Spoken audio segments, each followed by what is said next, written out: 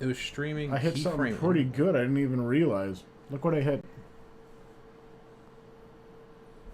Look at that.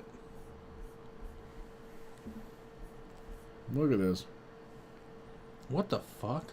Yeah, if you keep watching that stream, you'll see it. Shit. Yeah. I think I already pulled this card, though. LAN Show. Thank God Bypass NRO is dead. I think that might be the third time I've pulled this card.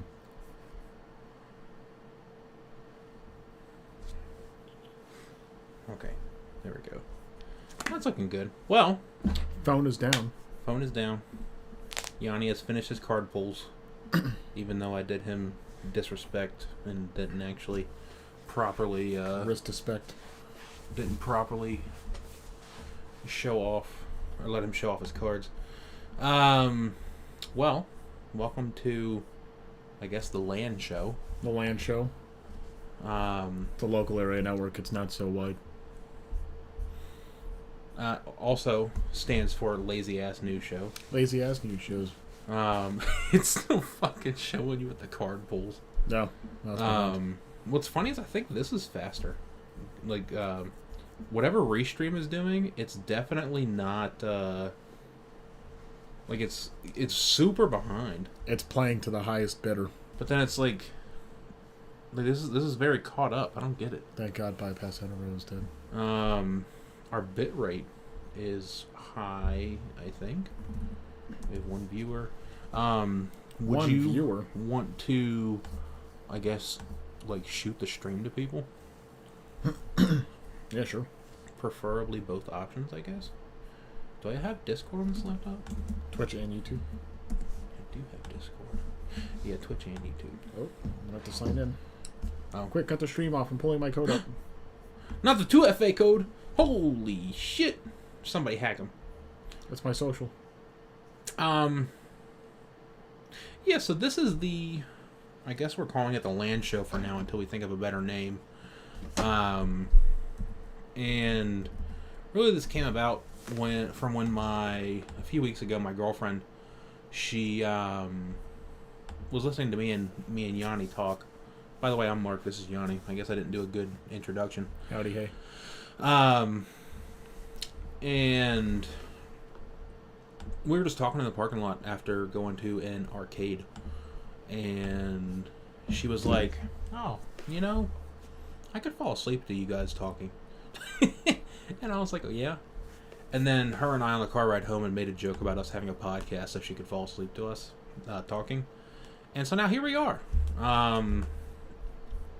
We're just, because the whole thing is, you know, we just have miscellaneous conversations throughout the week that are just, like, we can talk yap for hours about some just random stuff that's happening in the week. So that's kind of where this came from. So with some quick introductions, my name is Mark, like I said before. I work as a computer engineer at one of our local school systems. I also work part-time at our local technology store, big box technology store, as a repair agent there, along with this gentleman. I have 10 plus years in computer hardware and software repair, troubleshooting, etc. I like 3D printing, I like art, I like music, I mean, you know, a bunch of crazy stuff. I like taking on a lot of projects that I know nothing about, but I will learn plenty about at the end of it. So that's a little bit about me. What about you, if you are done with the task I gave you? I am Yanni. I'm currently a computer technician at same big box store. We probably both the same. We like to tinker a lot. Yeah, absolutely. Been tinkering my entire life, ripping laptops apart, ripping computers apart. I like to find out how things work. Not an engineer by any means, but I do like tinkering around with 3D printing. I was fortunate enough in high school for our school to be One of the first ones in our districts to actually pick up 3D printing and kind of spread it around our county. I enjoy modeling in CAD. Don't really care for Autodesk that much. We could talk about that later. I like Inventor. I like Fusion. I'm starting to like SolidWorks, but that's something we can talk about later. I like soldering, fixing things, working on lawnmowers and small engines. That's pretty much it. I mean, small things in life, and I hope to learn a lot about you guys, and you get to learn a little bit about us. And we just like to shoot the shit and just kind of talk about everything going on in the modern day, all fun technology and things like that. Tons. And we pretty consistently just have like some of the craziest long form conversations I think I personally have ever heard anybody have. Oh, easily. At least in real life. I know you can do it in a talk show format all the time. I'm trying to figure out how YouTube Studio works now, because I'm realizing both of us having the live streams playing back is probably not the best idea. Yeah. But we definitely... I can hop off of it on my side of things. It says go live. Am I not live anymore? Am I live on YouTube? You were. Let me double check. I have the link saved. Well, on this side. Yeah, we're live. It says view on YouTube. Okay, I guess I'm just having... Oh, that's weird. Anyways. So, without further ado, our, I guess, main topic for the day is... Well, I guess it's not really the main topic if I change the title to be about Bypass NRO. I think we should just go in order anyways. Yeah, sure. I mean, we can start with Bypass NRO. It is the main topic. I mean, I don't know. There's a lot of main topics people don't start off with. we don't even know how to do this. You know, the big thing is we're going to get the Bypass NRO. We're going to go in order of our document. There we go. I think that's going to be the easiest thing. We only have like 4 things in the document. And then we're going to shoot the shit for the rest of it, pretty much. Yeah. We're just trying to take up an hour here. And we're going to try and keep consistency and get comfortable in front of a pixel that this is being shot on. Yes. Which, that was kind of funny. And then I'm trying to spread the word about but you're taking 3 years to fucking download a Discord update. Discord. 9.16 updates. Well, while you're waiting to download the Discord update... Bitrate too high. The Bambulab H2D was announced... Oh god, was it announced? I didn't write down a fucking date. It was announced sometime last week. On the 25th. 25th. Yep. Yes, that's right, because you were waiting very patiently for it. It was announced on the 25th. Both of us being avid 3D printers and 3D printing nerds, not in relation to the YouTube channel. We were both waiting very anxiously to see what would come of it. The advertised, that's the big asterisk here, build plate is 350 by 320 by 325. I believe that's length, depth, and then height is 325, I think. Or 320 is the height. I don't remember. I think it was 325 front and back, 350 height, and then 320 width. So 350 was the... I thought not... No. 350 is assume definitely it's pretty tall. The 350 is definitely... You know what? We have a link. I don't know why we're... I thought it was height, width, depth. Does my link not work? Control click. Control click. We're losing him. I'm already lost. While that loads, it also has a dual nozzle setup. The left one retracts and has a little wiper that comes in to hold the filament in place, which is what the Anchor Make, what was it, Color Engine V6? Yeah, the V6 Color Engine. But it ended up they ended up not being able to get that to market. We both had Anchor Makes at one point, and we were both very, very patiently waiting for the Color Engine that never came. They canceled it. So apparently Bamboo's site is not loading for me. I think the bit rate might be a little too high. I should change that. Probably. Maybe. That could be a part of our problem because we are definitely struggling. Output video bitrate. How about we make that make a little more sense? At let's make it I think 7. 5 is pretty good. 7. We'll try 7.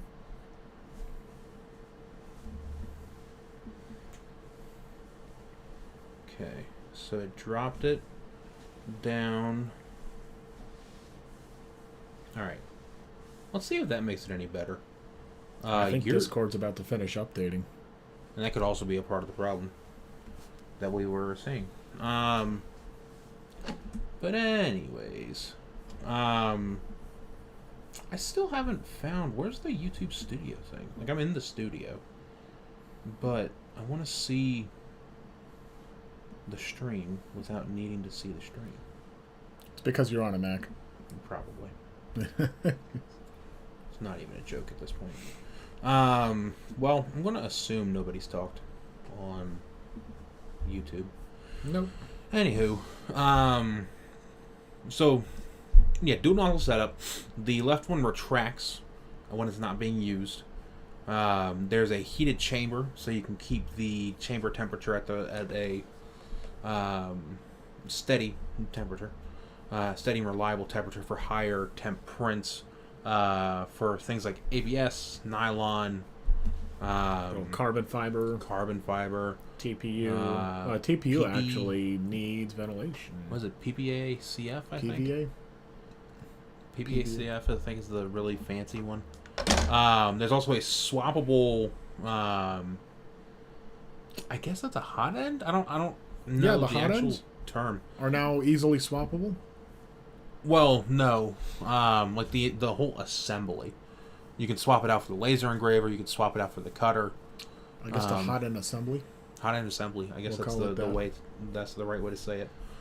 Oh yeah, you're right, because it is entirely swappable. Yeah. So you can swap it out pretty easily.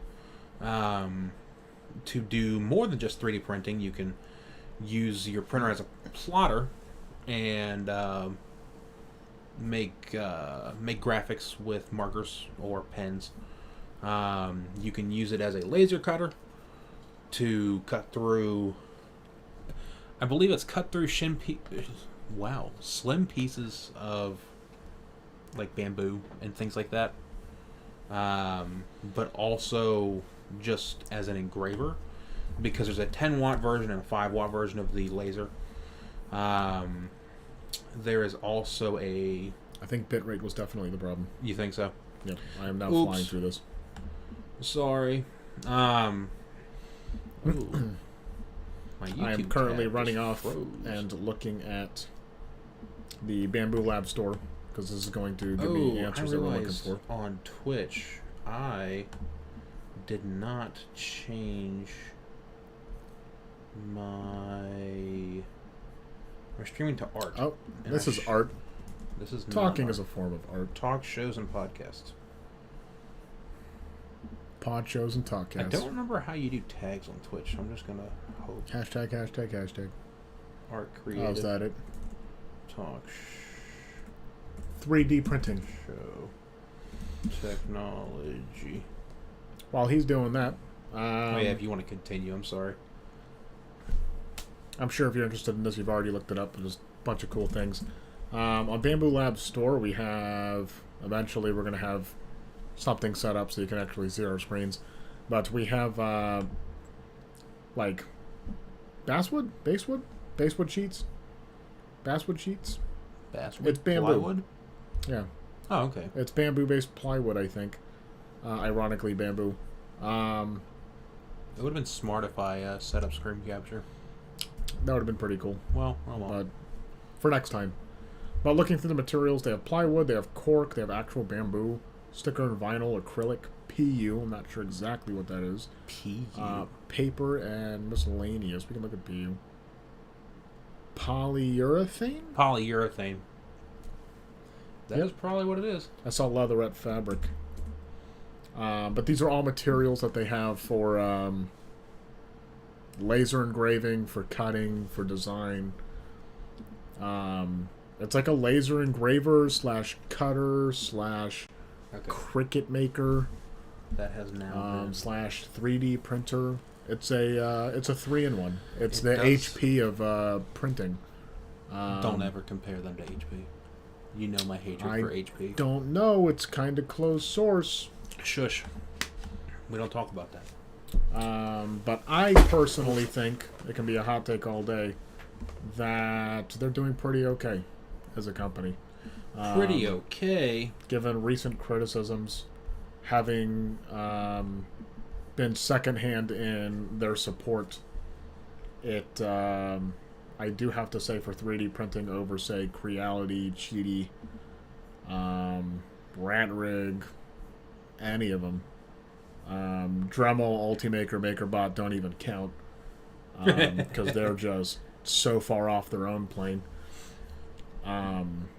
They're very excellent in support, and they under-promise and way over-deliver on all of their things.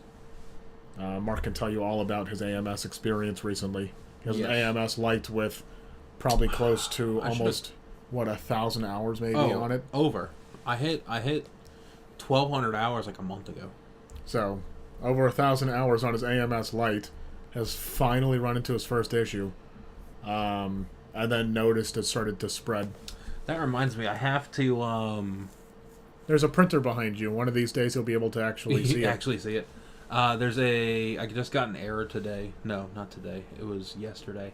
Right. Saying that I have to tighten the Z-axis belt because it failed the resonance frequency test. That's awesome. Because, the vibrations it does at the beginning of the print. It failed that. After over 1,000 hours of printing, I've got to be at like 13, maybe 1,500 hours. And correct me if I'm wrong. You don't do any maintenance to it? I have done... The most maintenance I have done is I have a new... whatever the sock is that goes around the hot end. And then... new hot ends. You ignore the lubrication messages? Oh, yeah. All the time. He ignores them. I really shouldn't. Totally ignores them. But and his prints still come out phenomenal. He's probably missed like 10 of them. I do have a handful of failures, but it's usually more my fault than the printer's fault. He's also got a pretty slick-looking orange in there. Who was that from? Which one? That orange, the top left. Oh, the one that's actually in there right now? Yeah. That's the one I purchased recently to finish out the grid wall at work. Not eSun or something else? Oh, that's Elegoo, sorry. It's Oh, that's the pet. That's the pet.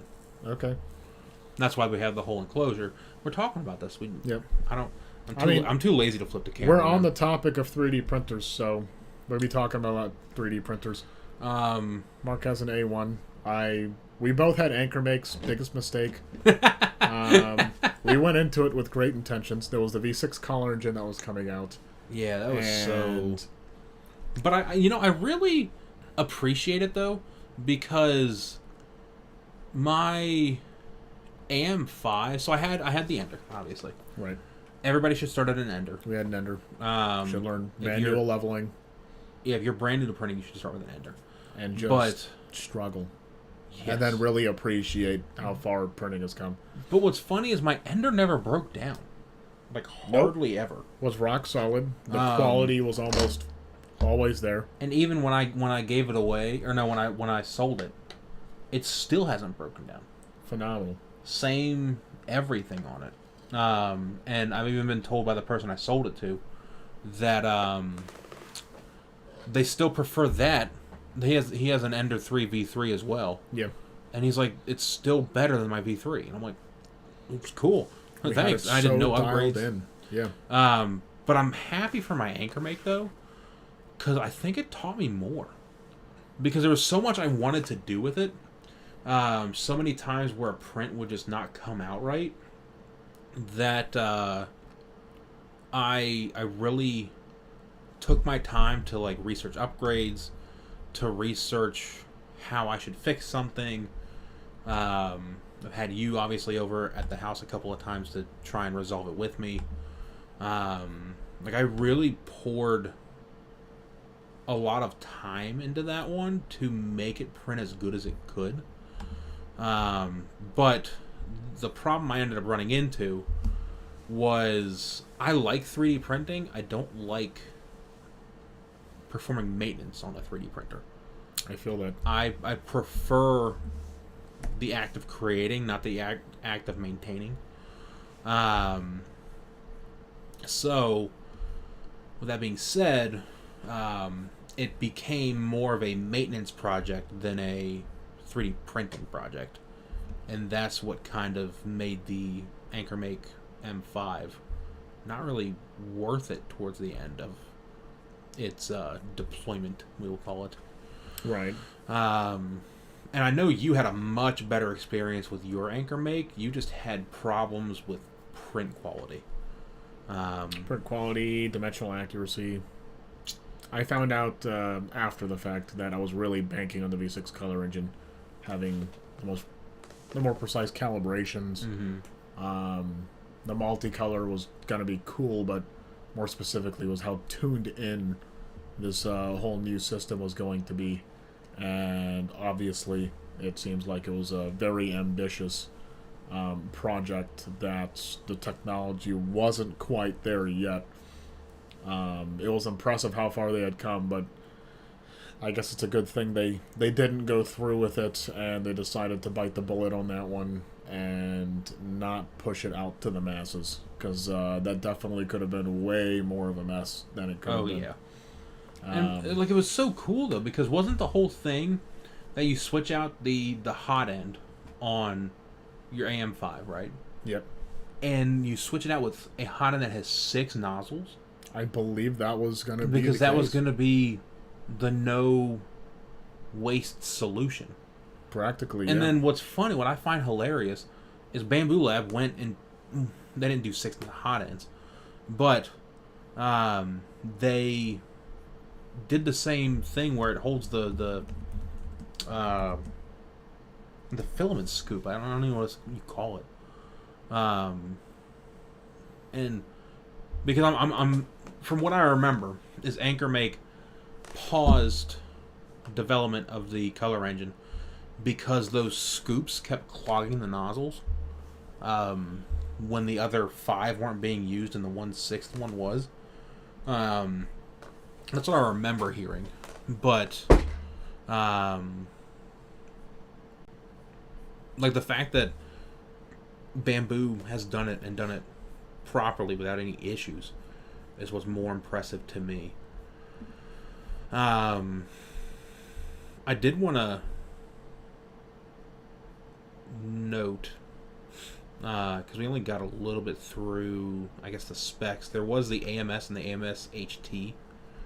AMS 2 Pro. Is it 2 Pro or just 2? I think it's 2. I think they call it the 2 Pro. 2 Pro, okay.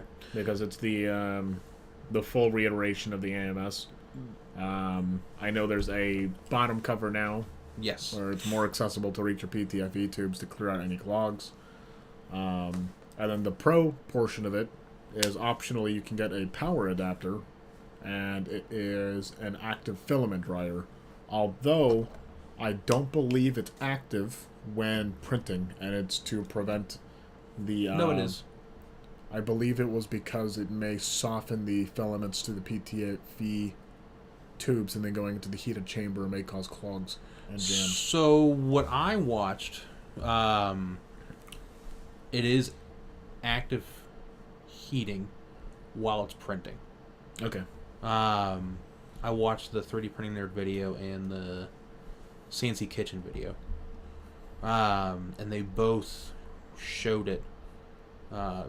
Just saying it's heating while it's printing. I think my favorite part of the AMS 2 Pro is the the Sunlu dryer in the back, next to my printer, and when you're drying filament, you're supposed to have airflow, not just hot air, because you keep recycling the same hot oh Lord, I can't think of the words. The same hot and humid air that is causing your filament to be wet and not dry. And you need dry filament, obviously, to print. So, one, the AMS2 Pro has a flow through, so it brings in cool air to then heat up the spools to dry it out, and it exhausts the hot air. That's an amazing thumbnail. It really is, man, dude. It's got it. That's amazing. It's You should screenshot that. That is amazing. You need to screenshot that. Windows S that. I'm just No, you just do snipping tool. tool. But also what it does is I'm gonna resnip it spins your spool of filament slowly, so it properly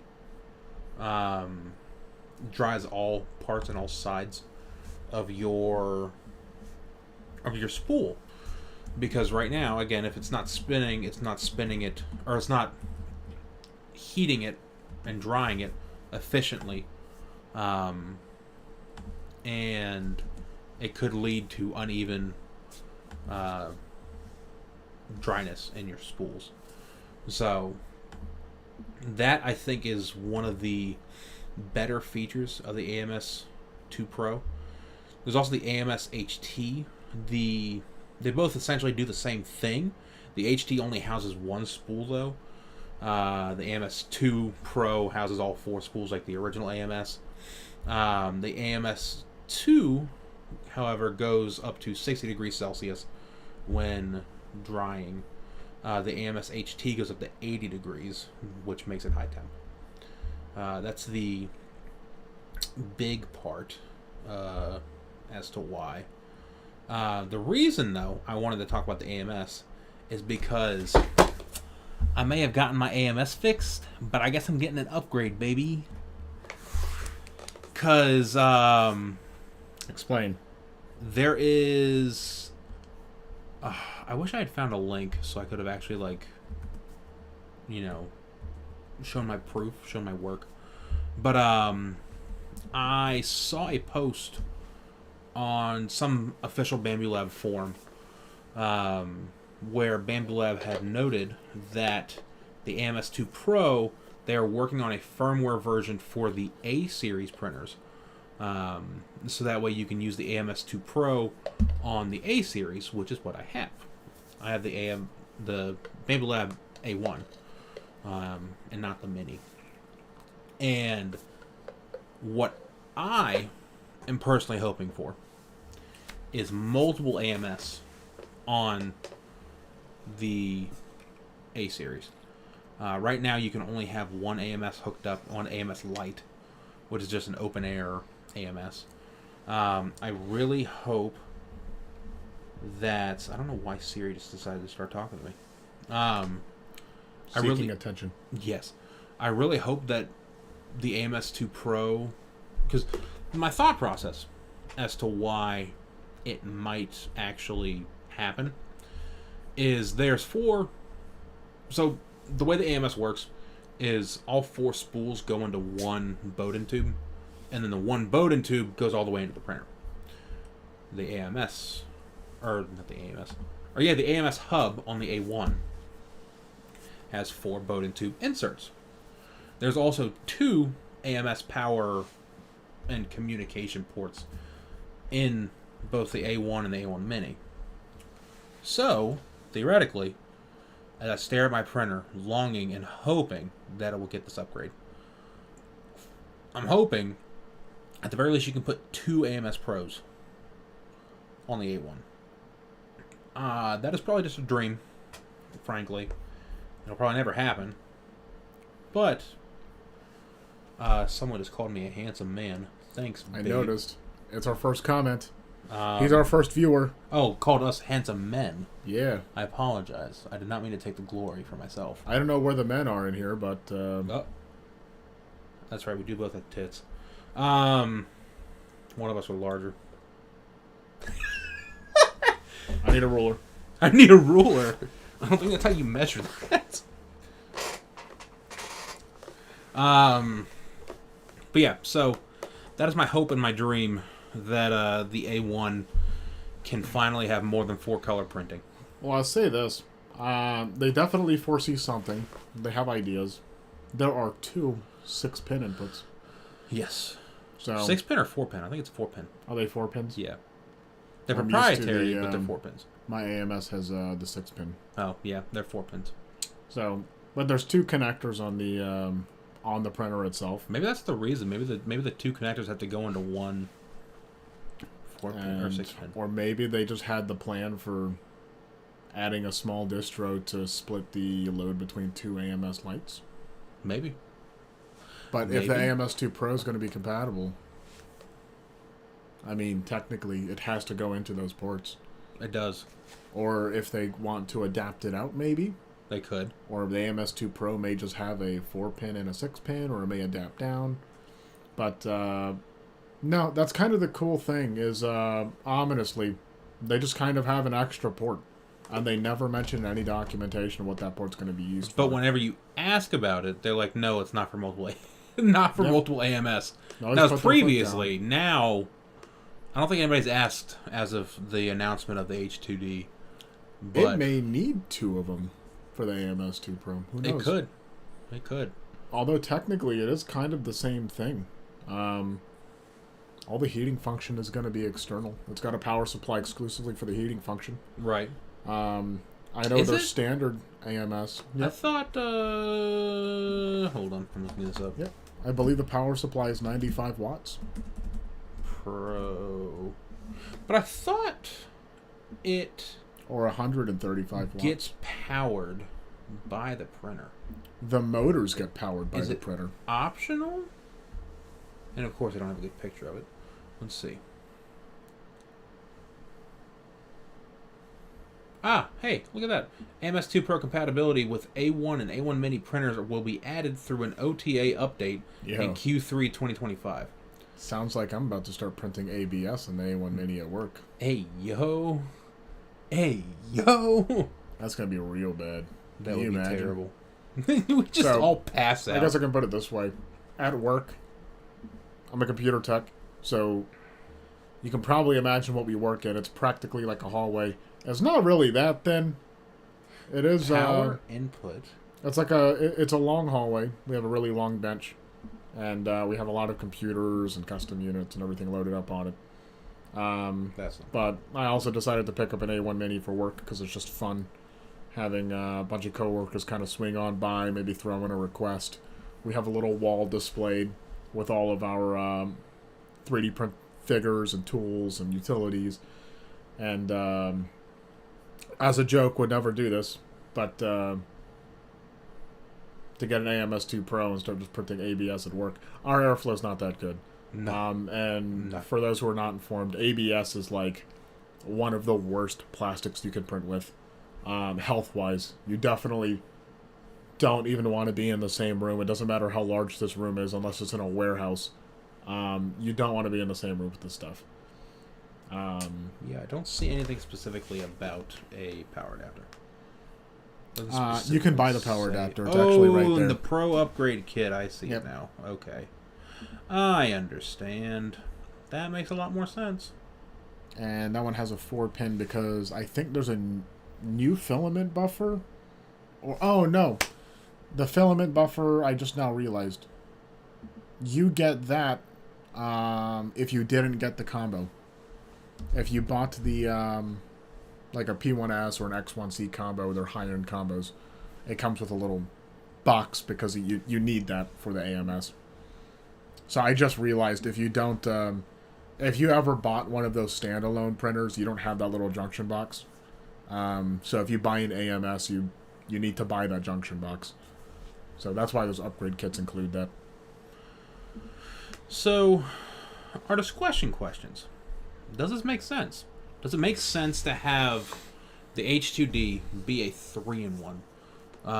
Because based off of what I've seen, obviously neither of us own one. I have some takes on it.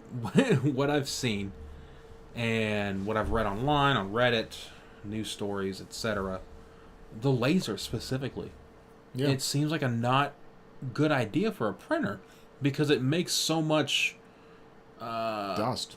dust. I can't think of the right words. Like sludge film? almost. Yeah, film. Yeah. And it makes debris, just all in your build area, and then you have to like thoroughly clean it before you move back to 3D printing. Additionally, you also have to install a new door and 2 side glass things.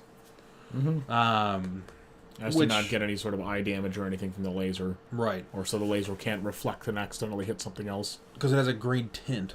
Yep. To block out the wavelength that the laser goes out of. It's is it a green tint, I think? Yeah, it's a green tint. Because it's a blue laser. Right. I believe that's the whole thing behind it. But yeah, that film in the dust, because they had reviewers that have had this printer, which, by the way, kudos to Bambulab here. I'm going to go off a little off to the side. How dare you? Man, the reviewers they picked, they kept their mouths shut. It's, honestly.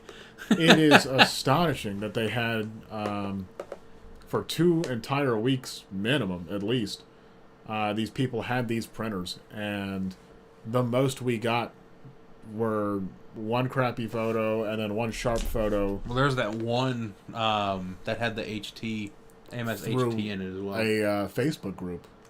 Yeah, that came through a Facebook group. Yep. And that was it, though. I mean, we already knew, practically. The HT was a surprise. That's just a single dryer, right? Yeah. Yeah. Single filament dryer. Yep. Is it also like a mini AMS, or is it just a dryer? It's a mini AMS, so it'll still feed the filament. It acts exactly the same as the AMS2 Pro, just with one spool and high temps. Yeah. Okay. And it's just amazing how they managed to keep that under wraps so well. But these reviewers have had it.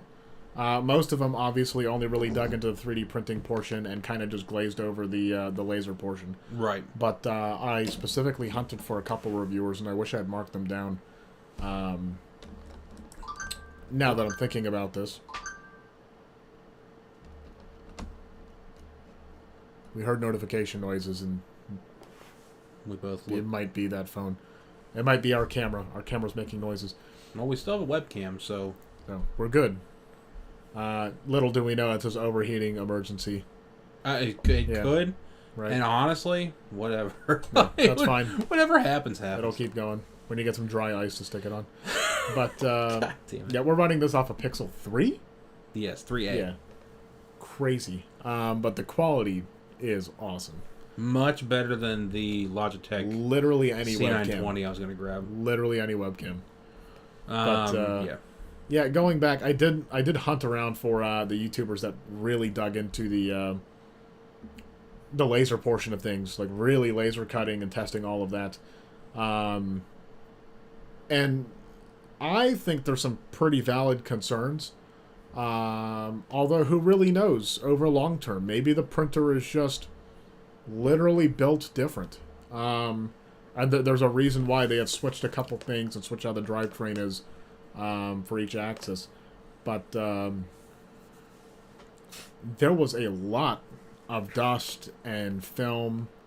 Obviously, with the extractor on, you can't run it without the extractor. You can.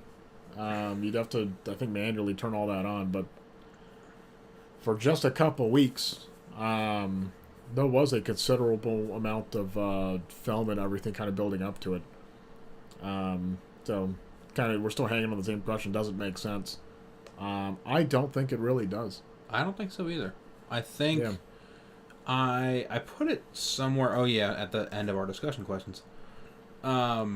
I really think it falls into the category of jack of all trades, master of none.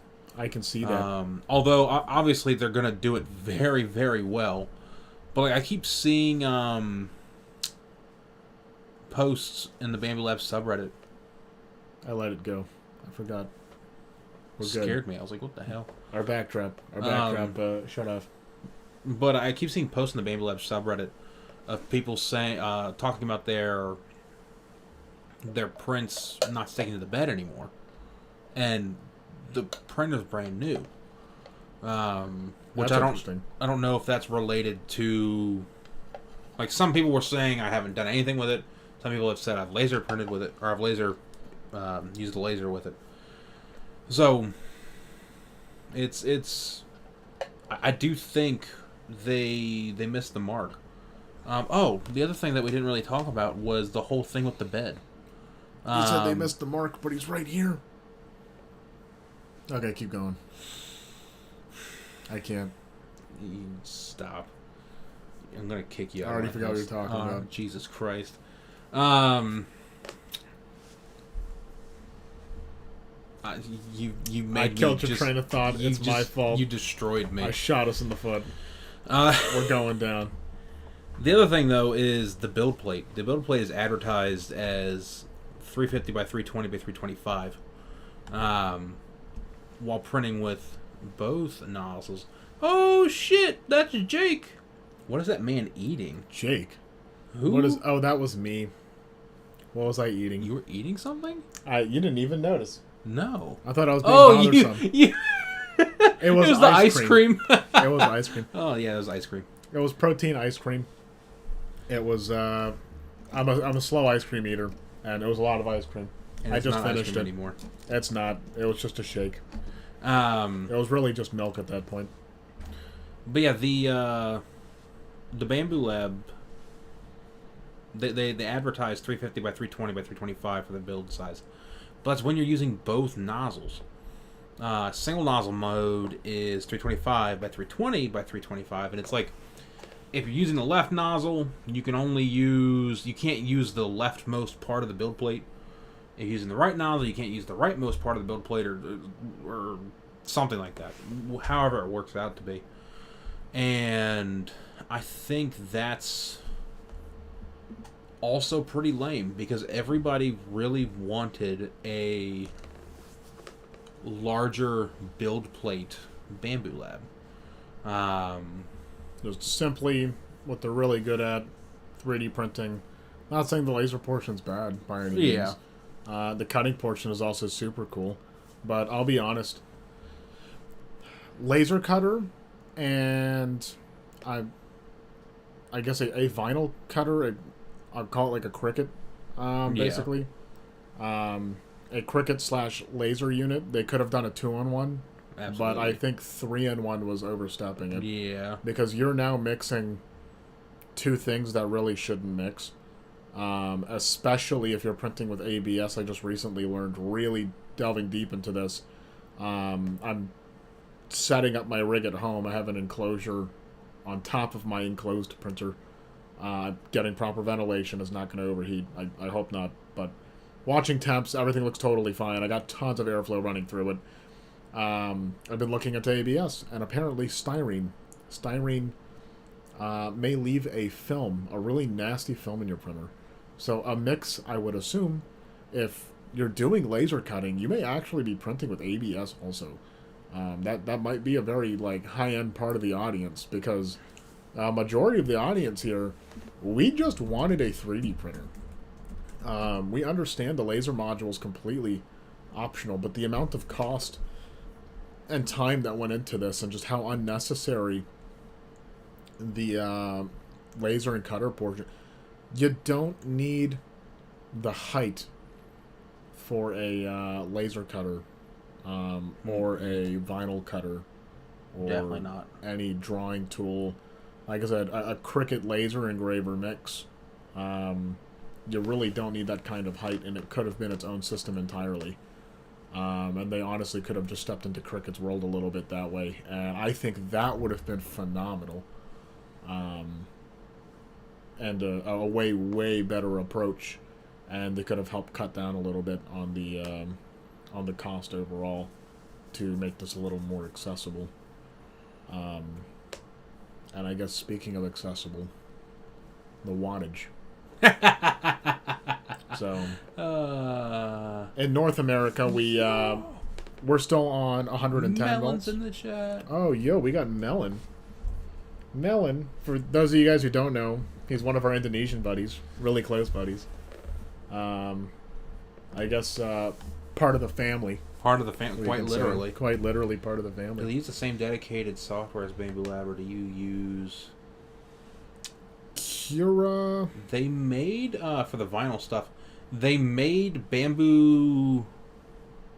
Oh, is it Studio? No, what did they call it? I think I remember they did change it, didn't they? They made a second app.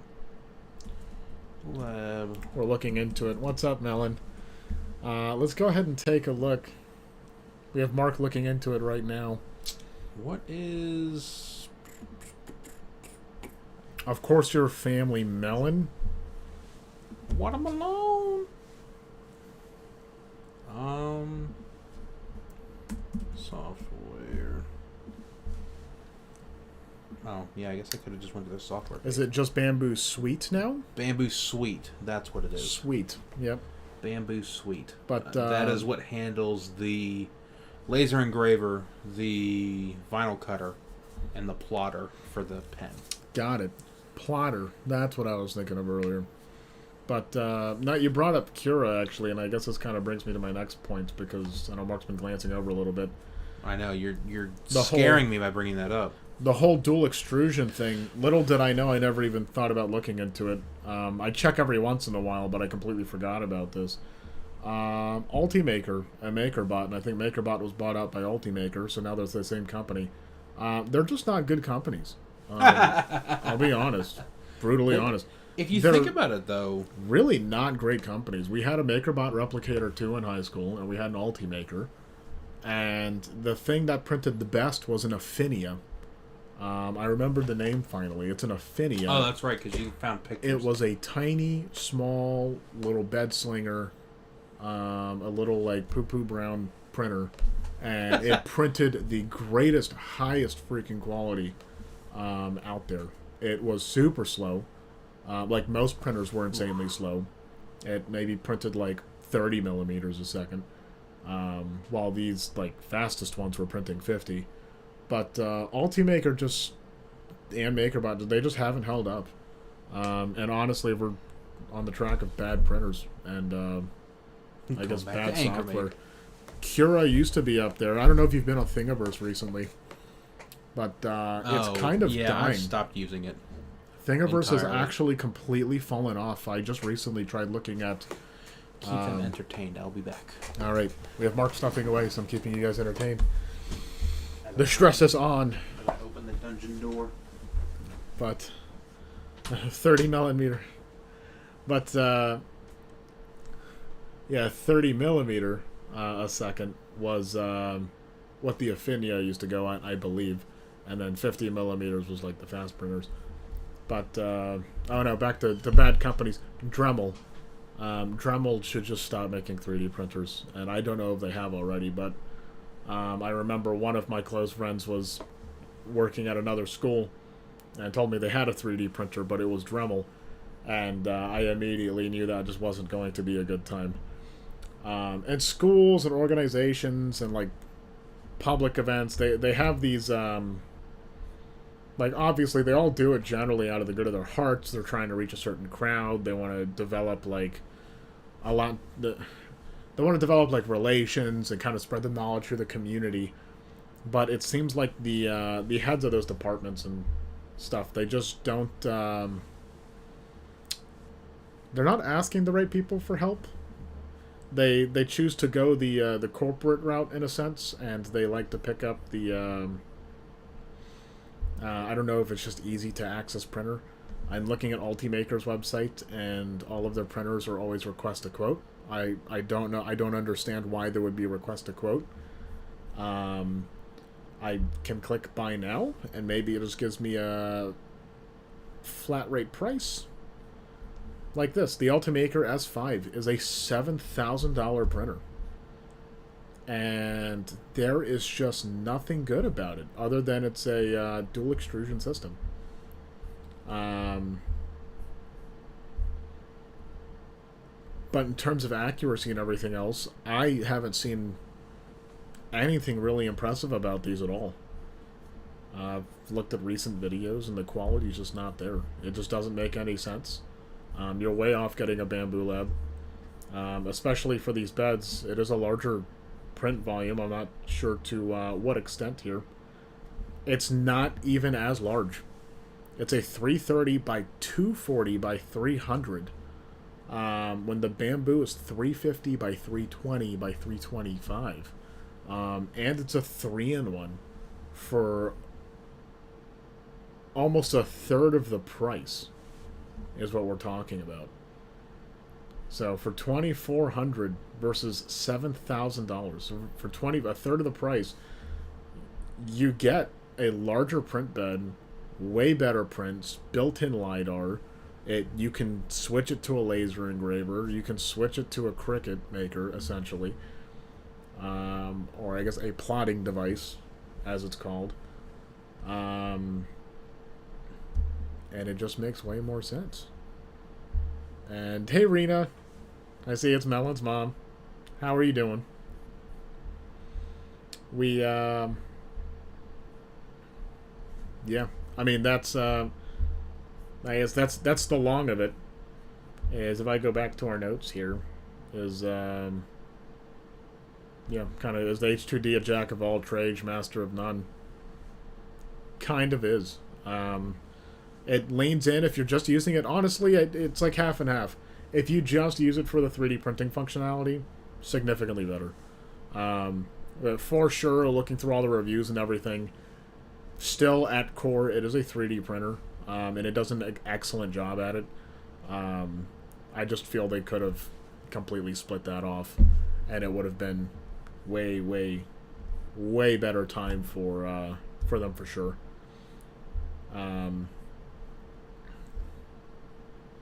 Oh, we got Melon typing on 2 accounts. We're doing good. We're all doing really good. Our buddies, you know, daughter, sister, and Matt, they're getting ready to move out in a couple weeks here. So we're looking forward to that. We get to check out the new place, and they get a little, I guess, like a fresher look on life and see how everything goes over there. They'll be a lot closer to like center part of the city, so they'll have everything nearby. But yeah, we're doing really good over here. Can't wait to see you guys again. We hope to see you guys at some point soon here. I know we have a big event coming up. Not going to say that over stream, but once that happens, we hope to see you guys over here again at some point soon. I'm sure they're going to be going back over there too, to Indonesia. So yeah, definitely looking forward to the next month or two here. It's going to be a lot of changes, a lot of fun, I think. Probably a lot of ups and downs, but that's to come with it. Yeah, we're looking forward to it. Looking back to, let me see here. We got one more message that came through. Gotta trash the place when they moved there. Can't wait to be there again. Yeah, you gotta be a total couch slob. You gotta get in, and you know, you don't drink, but get some alcohol, just slam it down, and just be the couch drunk. You'll be the drunkle. We have back to the 3D printer. Yeah, we're in North America, so we're on 110, 115 volts. Most of our circuits are 15 amps, which means we can only support about 1800 watts on a circuit. This printer peaks. It says it could be up to 3 minutes. Realistically, it's only about 30 seconds to a minute. It can peak at 1320 watts. And recent testing, it actually peaks up to 1400 watts on a single outlet, on a single circuit. Most people say that's fine for about a minute.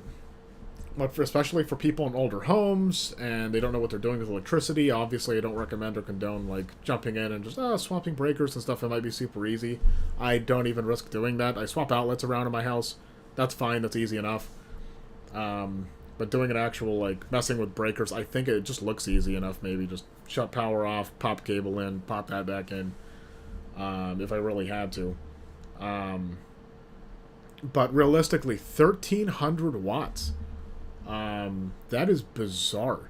And the whole purpose of it, the bed is, I think, like 70% larger. It's not really that... You look at it, it is a larger bed, but it's not like it's 4 times larger, or 4 times more heating area. Even if it was double the heating area, which is closer to what it is, that's definitely enough to... You have anything else on that circuit, you're tripping a breaker. It just definitely doesn't make any sense. So we have low power mode when we're hoping that they actually do a low power mode. Are you still going on about the wattage? I just actually picked up on the wattage like 2 or 3 minutes ago. You just went off on something different entirely? Yeah, we're chatting with Melon a little bit. Oh. His mom popped in the chat for a second. He said he can't wait to be there again at Trash and Place once Matt and Jara have moved in. Oh my god. Yep. That'd be hilarious. But, yeah, 1300 watts. We have a low power mode when. We hope they do a low power mode. I picked up recently, I have an X1C. I'm kind of building everything around it right now, and if they end up doing a low power mode for this printer, I'll be honest, I'm actually so invested in the X1C now, I don't think I care enough to get the H2D. A lot of people are getting it. They're a big company. They're honestly still a great company. I think we can both agree is the H2D a jack of all trades, master of none? I think it's still a master of 3D printing. So far, all the quality I've seen exclusively as a 3D printer, I think has been phenomenal. I think there's still a few. I wonder if. But man, they should have just done a little Bamboo Maker kit. Hi. And just left it at that. Yep. I wonder if the problems that they are running into on the 3D printing side are more like tuning errors, if that makes sense. Like they have to tune the software a little bit better, tune the firmware a little bit better. Right. To then make it, I guess, more usable. The other thing I wanted to talk about is, unless you already talked about it, is did Bambulab miss the mark on the dual nozzle system? Because I think they did. Yeah, we briefly brought this up earlier, and I'm interested. You're interested? Oh yeah, because we almost started talking about. We almost started talking about it. We said it's a talking point, so we got to wait. So I don't know if you remember, but while the rumors were still spreading about the H2D and the dual nozzle and all that stuff, I had talked to you about the idea of a dual nozzle being really cool because of little to no purge waste or purge time. Right. I think they missed an opportunity because, to my knowledge, so let's say you have two AMSs, right? Yep. They both have to go to an AMS hub that then goes into the same Bowden tube into the hot end. Yeah. So if you're printing with 2 filaments and just 2 filaments, cool. You have like no downtime. Yep. If you want to take advantage of all 8 filaments, you still have poop. Yep. You still have a purge tower. Yep. And you're now back at a multi-hour print for something that would take... like... You're taking a 2-hour print, turning into a 16-hour print, let's say, depending on how many colors you add. Right. Just because of how the filament has to get purged. So I think they missed the mark, personally. Right. I think they could have done it much better, and they just chose not to. Right. I'm sure it adds complexity because you can't... Not everything can be like the Prusa XL. Right. Multi-tool head exchanger. That has no filament waste at all, basically. Practically no waste. But Super cool. It's such a complex machine. So you obviously can't do it that way. I just don't... Like, is this the middle ground? Is this the best we're going to get without having separate nozzles for each color? I foresee and envision the system getting significantly better. I think the multi-material system is like, so Prusa has a MMU. It's a multi-material unit, I think. Yes. And the way that handles it, it's got... God, that's so cool. It's so cool, but so overdone. Yeah. It's super cool. You end up 3D printing your own, purge sleeve. Essentially where it has... where it keeps a lot of slack. Just to pull back and then help retract everything back out again. I can foresee there being more advancements to how this has worked.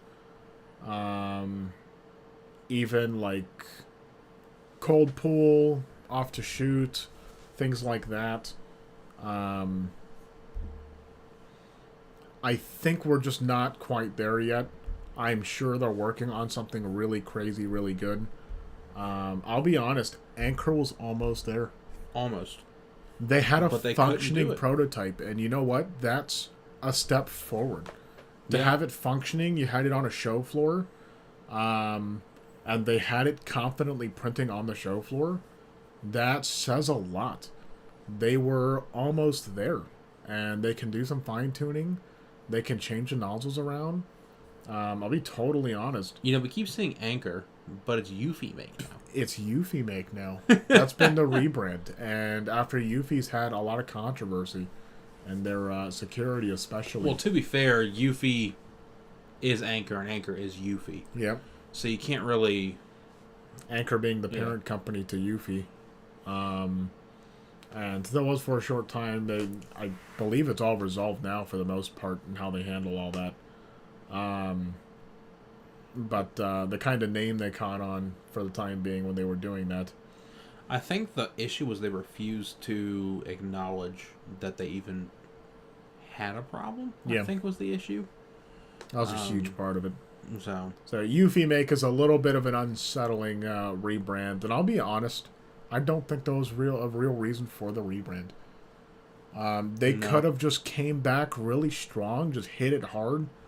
The way printers are now, like I said, I always had an envisionment. If you just take the X1C and just gray and anchor make green accents, I think they would have absolutely killed the design.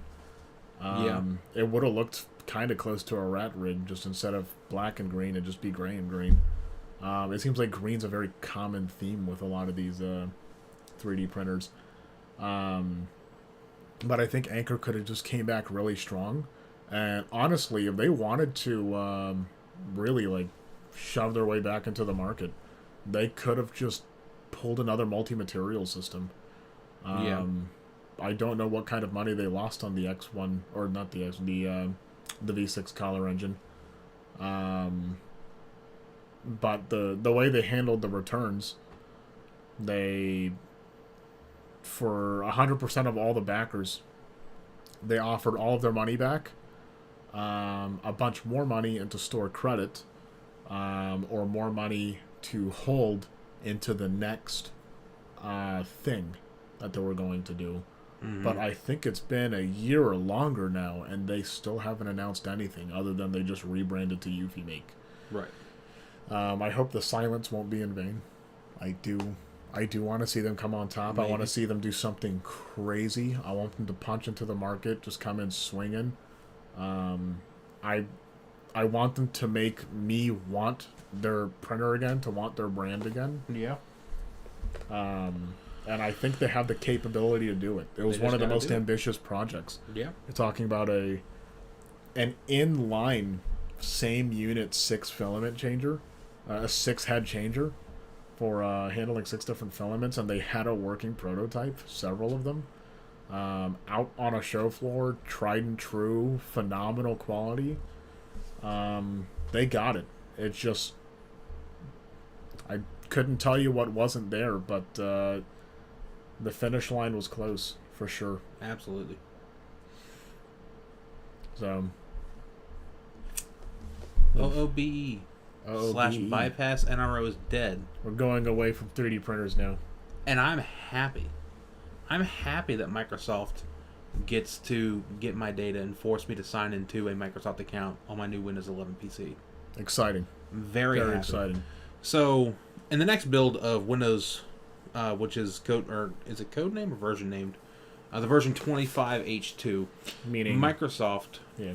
No, good. I was gonna say year 25, second half. That's how they name these. Microsoft is removing the OOBE/bypass NRO command. The way this usually works is when you are on the Windows setup screen where it says, welcome, makes you choose your language, and set up an account and everything. Microsoft, I guess, artificially puts up the requirement of a Microsoft account to force you to sign up for a Microsoft account, sign into it so they can essentially have an easier way to track what you do on your machine. They can track what you do, they can get more details, they can understand how to make Windows better, and how to essentially target ads for your taste. Right. And so on and so forth. So the bypass NRO command would be used by, on that initial setup screen where it asks you to select your language, you hit Command to F10, Control F10, Shift sorry. F10. Shift F10. Oh my gosh. I think It's late. I think I'm just tired. Yep.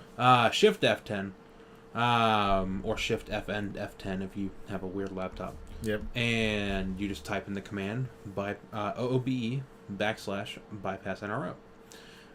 Doing that will just reboot your machine and let you, gives you an option to continue with limited setup, and as if you didn't have internet.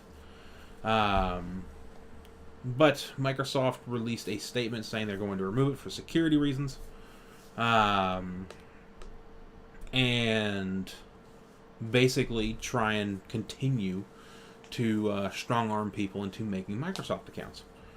The reason I am happy for it, and Yanni knows why, is because every day when we get to work, me part-time, him full-time, at our big box tech store in the area, setting up machines for users, setups they don't take too much time, frankly, but that is probably the most annoying part of the setup process, is having to just tab through and get through that initial setup screen. I know Yanni has it memorized on, so he doesn't even have to touch the trackpad. He just tabs and arrows and fucking space bars through Just it. learn that being lazy. When I stand up from my desk, there's now a chair between me and my mouse. Learn all the hotkeys. So, what's nice is, and what I think is funny, is Microsoft accidentally highlighted, doing this, they highlighted an even better way to get around the account requirements. There's a new command that has already apparently existed. No one's just, everybody was just stuck on the bypass NRO thing. Yep. And didn't care to look into and or pivot. I think we were so focused on bypassing the network requirement, because the way it works is when you set up a new computer, you get to the internet screen, it's like, well, if you don't have internet, you can't log into this computer and use it. Just not possible. When you do bypass NRO, it makes a secret option show up that says, I don't have internet, and that, which is how it used to be. And you can then continue through, add a name, put a password in if you want one, or just leave it blank if you don't want one, which is no longer an option if you have a Microsoft account. And that's just how it's been. If you signed in with Microsoft, that's it. You're always going to have a PIN or password in your account from now on. Bypass NRO makes it so you can just set up completely offline. No internet needed, no tracking, none of that sort. The new command is start space. I'm going to put this in chat, both chats. Yep. Just so we are not the only ones who have access to this knowledge. Not that it's hard to find this command. But it's start space ms-chx : local only. And not only will that, putting it in both chats, not only will that bypass the requirement for a network logon. It also just entirely skips the setup process in general. It immediately shows a little window that allows you to set a username and the passcode. And then you hit enter, and then it just boots you to the desktop. After a few other setup things that run in the background, obviously. So, it is, it's very nice of Microsoft to kill Bypass NRO. Because now we know an even better way to do it. Right. It totally did us a favor. They really did. I just think it's so funny that they're like, oh yeah, we're killing this. And then everybody's like, huh, what about this one? They're like, man, check this out. Oh. Yep. Dang it. They figured it out. How dare we want to own the software we paid for? Right. Yeah, we have Melon asking what that code's for. So dang it, Melon. What we were talking about. I just explained it. They have when you set up Windows now, it forces you to do the Microsoft account. So the old way is you could pull up command prompt during setup, and you would type in OOBE/bypassNRO, and all that does is makes it so you can choose I don't have internet and then set up an offline account. No, you don't get forced to make a Microsoft account, but they're getting rid of that option completely. Microsoft is going to remove that command. So what Mark had put in the chat, what that does, so this pushed the entire community to get together and just hunt for a new method to make a local account. Because you can't necessarily remove the local account because you do need an offline account even just for certain things. Administration. It's just the way Windows is built. Right. So what you do now is when you type in this command, this new command, the start mscxh local only, it pulls up a little window and it says create local user, and you just put in the username, you choose if you want a password or just leave it blank, and then you just hit next, and it actually skips everything. You don't even have to check for internet or none of it. You skips everything. It loads your desktop, and then you have one more pop-up, and it just asks for your privacy settings. You check whatever boxes you want, and you hit next, and it puts you right to your desktop. Which we just found out is way, way better than what we've currently been using. We would have never found out about this if it wasn't for Microsoft doing the push to, I guess, just kind of kill everybody's fun. Yeah. I'll be honest. OneDrive can be a godsend at times. But the way they handle OneDrive, I think, is the most toxic and the most amateur and inadequate way of handling it. Currently, the way your structure is, you have your drive, you have a folder called users, and then you have your username, and then in your username, like Linux, like Mac OS, like Windows right now without a Microsoft account, you have all of your libraries there. You have desktop, documents, downloads, pictures, videos, and so on. I don't know why Microsoft, when you sign into OneDrive, they take, by default, desktop, documents, and pictures. It, in that same spot where they are, it makes a OneDrive folder, and it moves those three folders into that OneDrive folder. And then that can break so many things, and this is the more angering part. If it just worked and it just did it and it made the virtual directory and it linked, which it does most of the time, that's fine.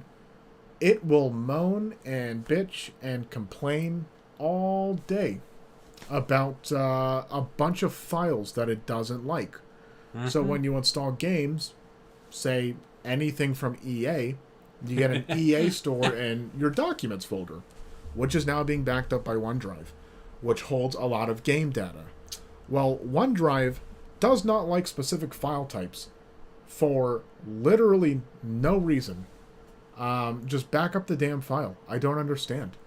It just doesn't it's like just it. a file. It'll say it's stored way too far. It'll say there's too many directories. I'm not going to back it up. And you will just have this error message sit there forever. Because you'll never correct it. You can't just hit ignore. You know why? Because that file changes and updates. And when it changes and updates, it's going to pop up again. And I see Melon here goes, don't want it to take my files.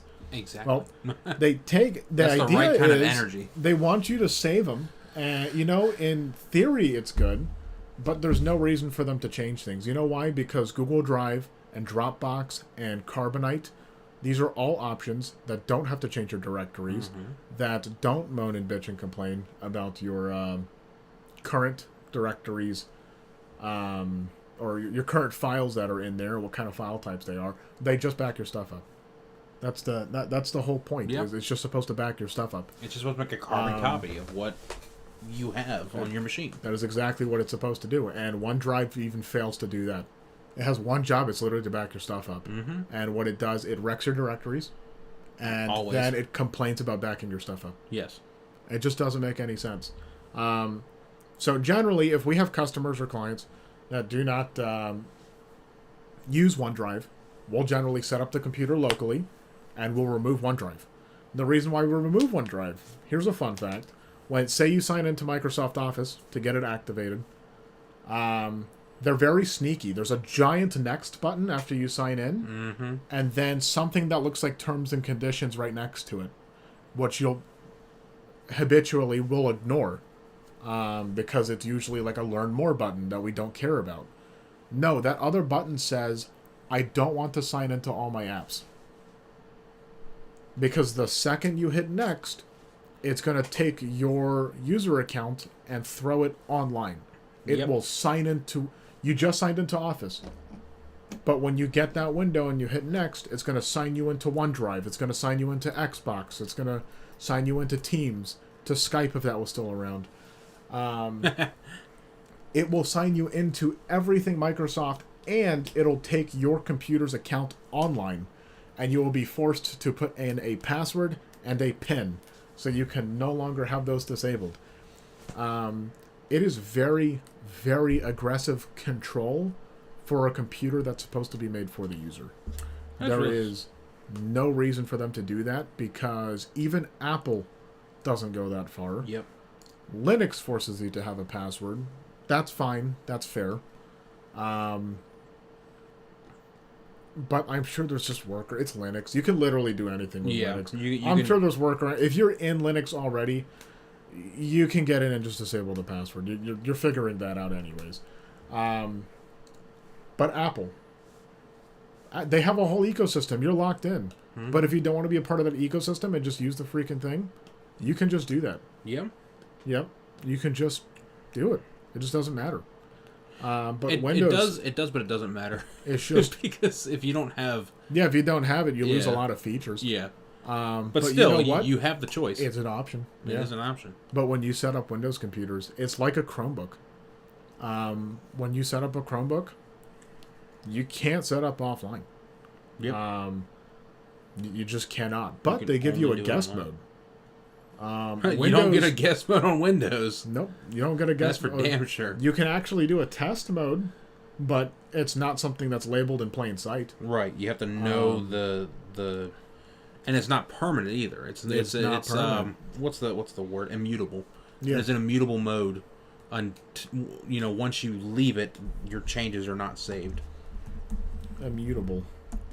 We're looking at the definition. I don't know what the word immutable is. Unchanging over time or unable to be changed. SteamOS is immutable until you change the setting. That's what makes SteamOS so user-friendly, is because everything you mess up, it will unmess up for you. Which, speaking of SteamOS, as other podcasters and people that we listen to, every year it's always like a slower hint and like a smaller nudge. Year of the Linux desktop. Yeah. SteamOS is about to drop publicly. Yeah, dude. It's already available. You can You can load it onto your main systems if you want to. It's huge disclaimers, though. It's not. It might not work at all. Ready for wide compatibility. Absolutely it's only officially rated for AMD cards right now, not NVIDIA cards. And only certain wireless cards, I think. Yeah, that's bizarre. But Steam has essentially pushed people who are open source on the side developers to full time for Arch Linux. Honestly, which is what SteamOS is based off of. So SteamOS very soon is going to be very. I'm sure there's going to be. Currently, I don't know how much you know about the install process, but right now, with the install process, you have. It'll ask to wipe all of your drives. It's very rough Linux-esque, and the whole thing is because it's still made for their devices. Yeah. But it's going to be a very flexible, very nice, very seamless installation knowing Steam once it's ready for the full public release for them to really get in and provide support. Right. But their developers are going full-time. They're getting paid extremely well. It's officially a job to develop Arch Linux to better SteamOS and finally punch into the community, going into an open-source operating system for the user. The power is 100% in the user's hands, and it's to make Linux a viable option, and majority of the market, I'm sure, is what they're shooting for, because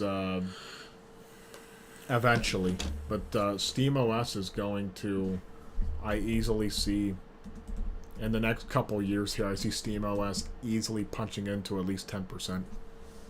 Oh, absolutely. Probably in the next 2 years. If we get, if SteamOS goes live by the end of the year, I'd say in the next 2 years, by about 2026, by 2027, we could look at a massive, massive, massive swing. Because getting SteamOS to go this big, anti-cheat, especially, is the big thing that has to, and.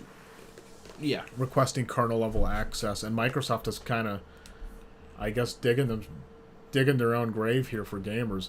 Truthfully, yeah. They are also putting their foot down on kernel level access. They don't like anti-cheats having access to the kernel.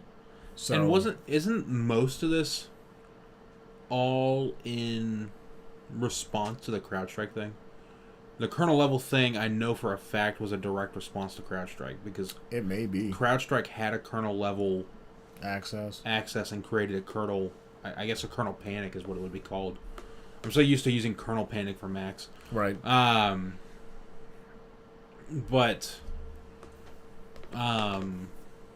So like that's kind of what Microsoft is using as a veil for removing bypass NRO. Is we need to have more security on Windows so we can prevent another CrowdStrike, essentially. Which CrowdStrike was a great day for me and my job, but yeah, I understand why Microsoft wants to lock down from things like that. Letting that have the kernel level access, but it's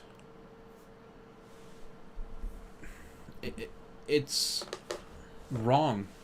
It's just plain wrong to not allow the users to have the choice on an operating system that they purchased, that they own. Because when you purchase a Windows laptop, that also comes with a Windows license. You own that license because you own that laptop. And so, I just, it's wrong. I mean, that's really all it comes down to. It's just wrong. And yeah, we also agree to terms and conditions when we create Windows accounts and we sign into the computer, essentially saying, in the finest print possible, that what we do is our responsibility. You see so many people get scammed on the computers. It's never, ever Microsoft's fault. Yep. It's the end user's fault every single time. And the whole reason why is because they have a prompt where you hit yes. You yourself are going to be your greatest antivirus. Windows will be held responsible for absolutely nothing. And with them pushing for... I am running low on battery. Oh no. 22%. But with them pushing for removing kernel level access for like the anti-cheats, some of the greatest anti-cheats, just means they're pushing people away from the operating system. They're kind of doing everybody a favor. Yeah. These kernel level anti-cheats are going to have to find new ways to adapt and essentially crush cheaters that do not involve the kernel. They can no longer log input Don't events. you mean bust punks? Bust punks? Punk. Bunk puster? Bunk buster. Bunk puster. God. Punk buster, dude. But if anti-cheats no longer require kernel level access, that just opens the gateway into Linux. Mm-hmm. SteamOS. That means the games are automatically going to be compatible with SteamOS. So it's there's a lot to go off of there. Here's a question I just thought about. Discussion question. When are we going to do our Linux challenge? Our Linux challenge. Man, I don't know. Because if we're already copying the LAN show, we might as well just copy everything they do. I don't care for Linux with a trackpad. Okay. I'm very OCD. I have a little bit of acousticism. But I like to two-finger scroll, and it's not smooth. It's very choppy, and it's insanely fast on Linux. And no matter what you do, you cannot adjust it. I don't care what anyone says. It's literally not adjustable. And it's not permanently adjustable anyways. You have to set up a script every single time to get it adjusted. And every time there's a package update, it doesn't save. So, obviously, Linux is not the perfect operating system. There's no such thing as a perfect operating system. Right. But one thing that Windows and Mac OS do very well. They do very that Windows and Mac OS do very well over Linux is smooth scrolling at my speed that I choose. Absolutely. I was actually about to use Linux on my laptop. I have it dual booted. And that was quite literally exactly what he told me. He's like, I hate scrolling on Linux. I got fed up and with then the he scrolling. Switched. And I switched back to Windows for the podcast so I don't go crazy. That was funny. Yeah. Do you want to move on to One UI? Or since we have 21% of battery, do you want to just... I think we can shotgun One UI real quick. Okay. Wrap it up.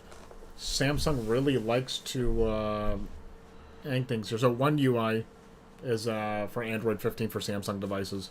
I like to dabble in both worlds, being a geek at heart. So I have iPhone, I have Android, I have Samsung on my Android side of things. I have an S24 series phone, and I would like to get One UI 7. I've been waiting for that because it's very smooth. Your icon themes can all be adapted to Material Dark, so they match your wallpapers better. But the biggest thing I'm trying to remember, I think they move away from OpenGL rendering, and they finally switch to Vulkan full time. And that's not One UI 7, actually. That's specifically Android 15. Oh, okay. So overall performance of all devices through Android 15 Be a have lot better. skyrocketed. They actually hold steady and stable. Well, it would have to be newer devices. Oh, Chrome just turned on Energy Saver. It's saving us here. It really is. It's not saving us much, I can tell you that. But like I know, like older Android devices, the oldest devices that are supported for Android 15 are definitely not going to handle that well. Well, I guess it depends on what the cutoff is. Right. Because Vulkan is a fairly new graphics. What is it? A framework? Is that what it's considered? Is it API? Or it might be an API. Well, actually, is it? It's a runtime. Didn't Vulkan API. Didn't that come out? Cross-platform 3D graphics API. When did it come out? Does it say? Let's see. If it's something like 2015, I might like jump out a window. It might be. I swear to God. 2016. 2016. Okay, it's not as new as I thought it was. And they actually they spec'd it in 2015. The initial announcement. Okay. Yeah. Well, there's no phone from 2016 that's going to support. Definitely not. And so we're probably okay then. This was Never more mind. geared towards definitely on the computing end of things. Absolutely. Towards like larger computers and things like that. But no, it's awesome.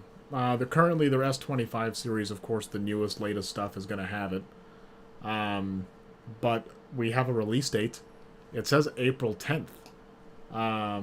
April 10th is the release date for that's only a few days away. S24 series, 9 the Fold days. and Flip 6. They'll be getting that, and it's very exciting to get essentially like a whole refresh. It's supposed to feel like a whole new phone.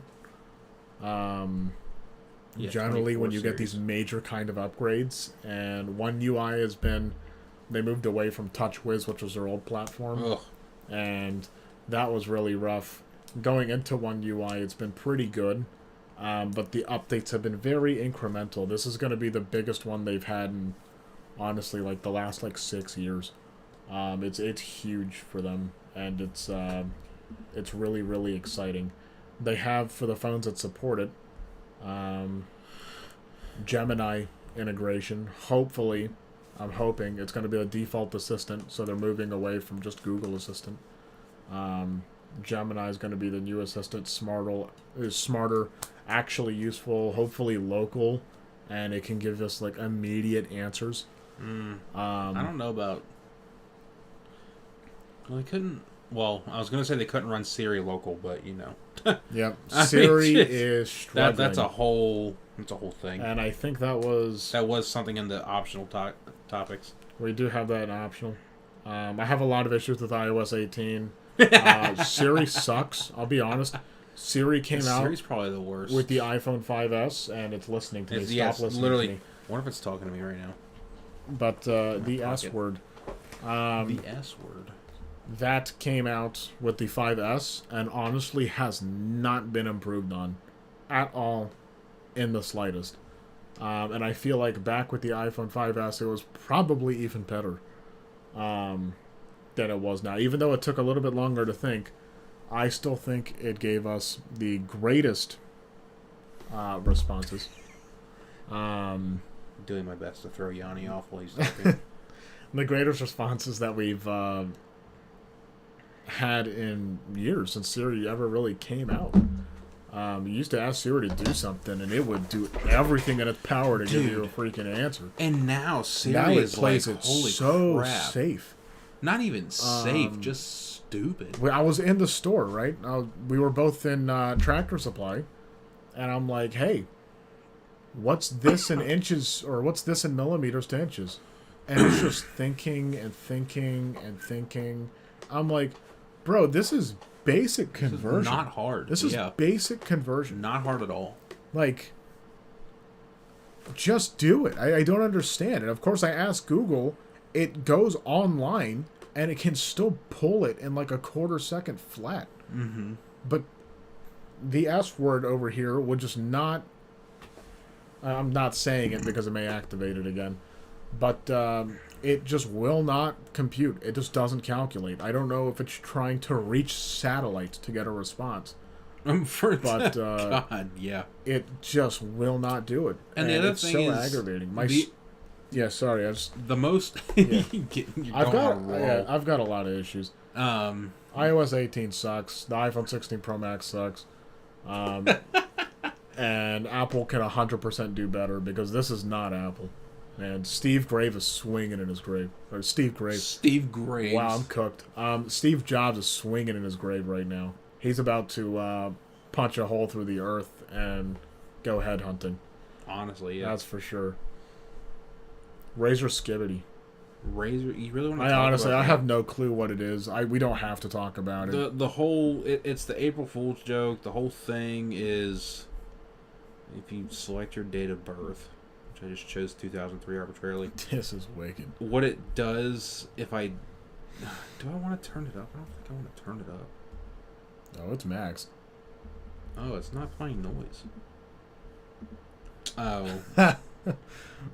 I just saw the name of it.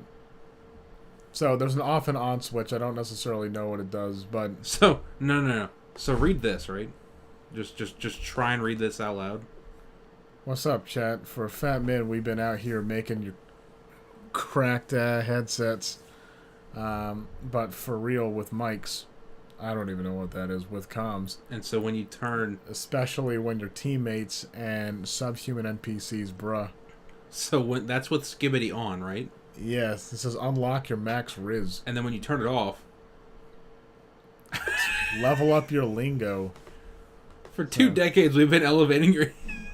Wow. It's a translator. Yeah. No for kidding. modern fucking slang, dude. That's crazy. Beta tested, you could win a Kraken V4 Pro. You know what? Sign me up. Oh my god, they have another they have another giveaway. Yeah. Holy crap. I might have to sign up for this. I gotta level up my Skibbity. That's funny. Level your Skibbity up. Level it up.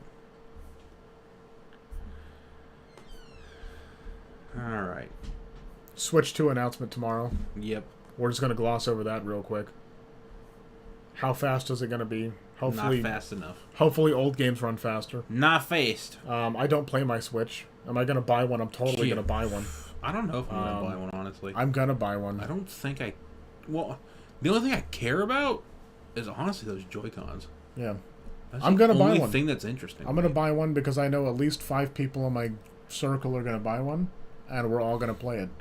And we're probably gonna play it for at least a few months. And honestly, that's all I'm asking for. 50 hours. If I get 50 hours out of it, 50 hours.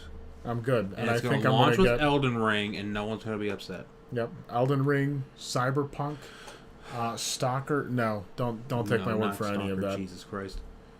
I guess is that it, or do you want to finish talk about anything else? D-Brand's Touch Grass skins. I'm just gonna say that is actually real. And you can buy it for a limited time, I think. You can Google it. You can look it up. A limited time. Let's see. And I'm pretty sure it's like turf. It's hilarious. I might D-Brand actually Touch Grass is the first. Yeah. The first thing. It's a real thing. They actually handed it out to reviewers. Reviewers were testing it. Melon heard Elden Ring. I heard Elden Ring. Think Elden Ring coming to Switch too. Not really. Maybe. Maybe. That's a long shot. Maybe. Oh, it might have been taken down. I don't see it anymore. Did you click buy grass? Buy grass. Where? Yeah. If you go back to the search. To the search. If I go to my email. You go to D-Brand? Nope. Touch grass buy now. There we go. Yep. Buy grass, touch now. Mark is buying grass. I'm not buying grass. I can tell you that. I might buy grass for my MacBook that he burnt. Hey, now. We had an event that was actually pretty crazy. It goes to a blue screen. You're doom scrolling. Oh my god. And it loads your doom scrolling. Buy grass. Be happy. If I had an Xbox Series X, 100% would totally buy it. You guys should definitely look it up.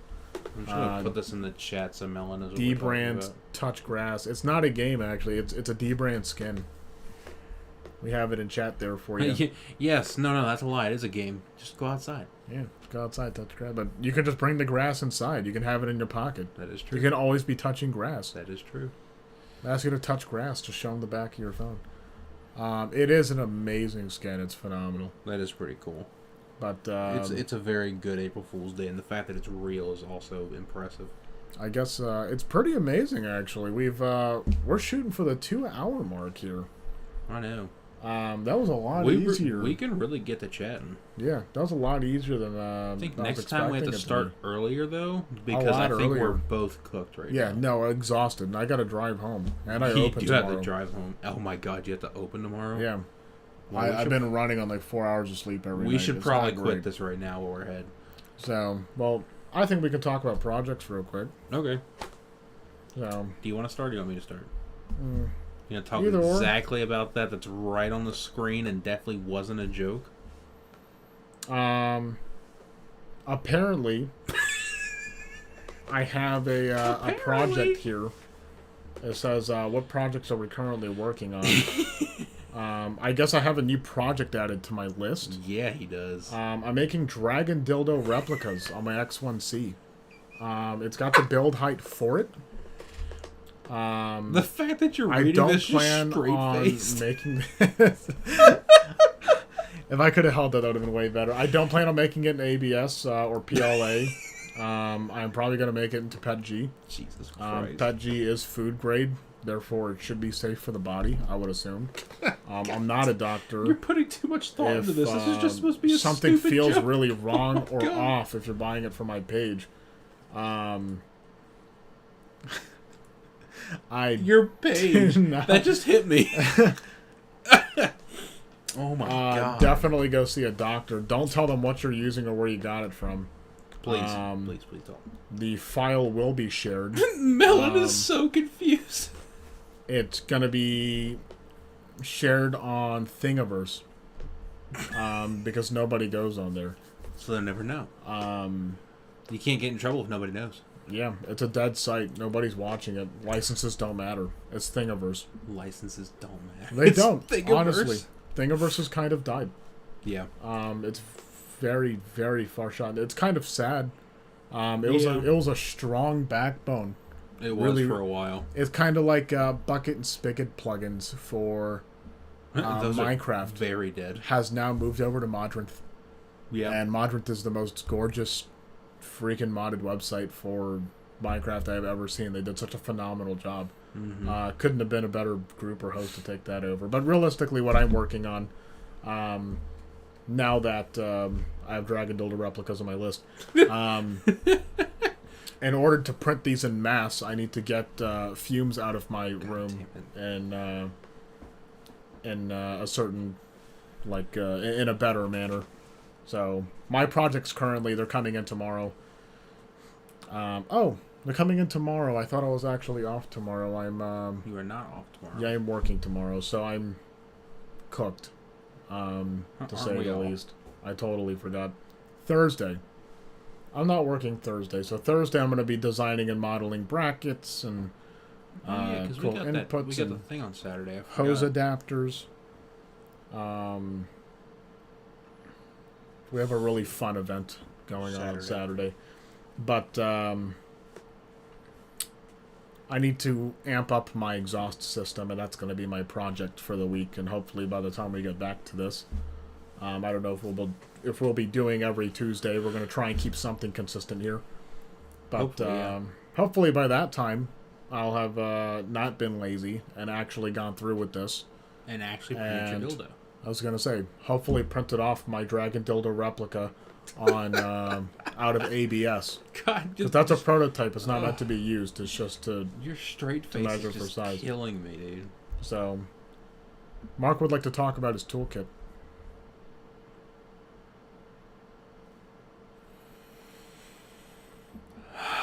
Yes, my toolkit, my tool kit.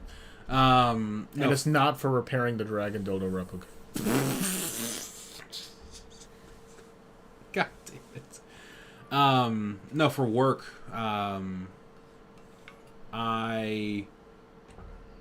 let's see, what has it been, 2 years ago now? The way my job works is we get I'm one person that covers 5 buildings, essentially. So sometimes, the day gets you pretty spread thin. So I would leave one of the buildings and go to another.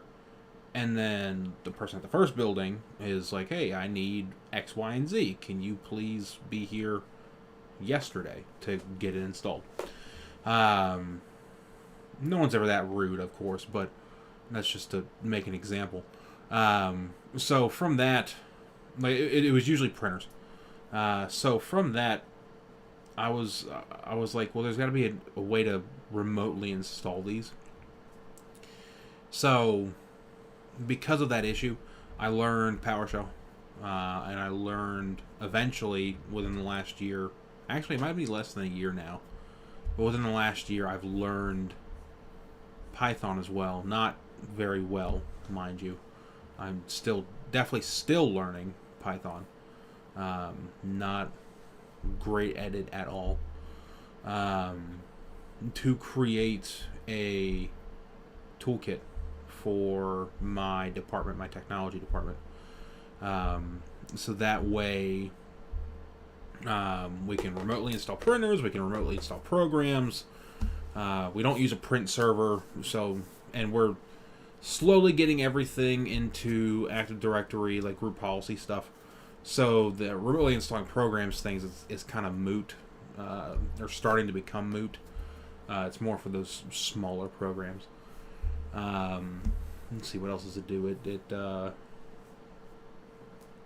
It backs up to a user's local SMB share that they have assigned to each user. Each user has one. It has a feedback tool. It does. It does have a feedback tool. It is actually pretty cool. It has a built-in Windows updater built into it. So, you open up the toolkit and it just starts updating Windows for you. So, it's small things to try and speed up the workflow for our guys and really all of us. And a lot of people seem to really like it. We also have a Search AD tool. You can also search in the Active Directory application itself, but this just kind of gives you all the information you need at a glance. So that's kind of the point behind it. It's been my little pet project recently, or not recently, but for the last 2 years. I think we're about to go into, and it's all self-developed, so I keep saying we're, but it's really I'm about to go into, I think this is version 3. So bye, Melon, have a good night. We're actually about to end this anyways. Yep. Have a good night. But I think it's about to be version 3 is what I it's guess gonna end. he's gonna have a good day. I think it's noon over there. So, but yeah, so that's my project. So, how do you want to end this? Just abruptly and just make everybody wish that we had a goodbye.